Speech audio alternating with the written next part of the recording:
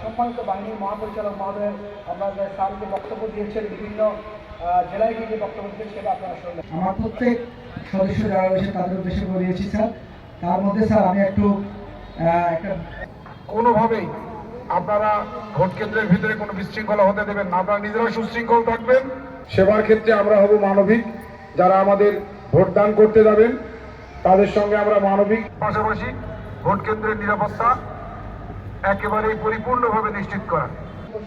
দিচ্ছি আবার একই রকমভাবে এই সবার নাম ঠিকানা দাদাবেশ থেকে শুরু করে সবার সবকিছু আমাদের কাছে রয়েছে।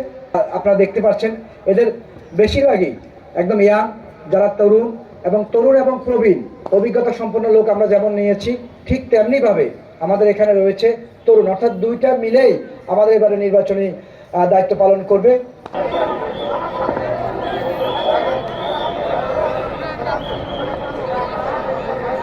আমাদের ভলেন্টিয়ার উপজেলা প্রশিক্ষক যারা আছো, পুরুষ মহিলা সবাই যার যার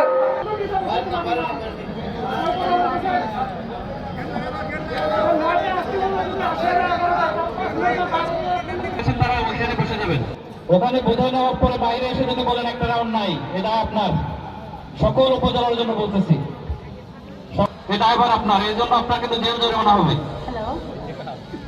এবং যারা অস্ত্র থাকবে তারা কখনো, সবাইকে ধন্যবাদ।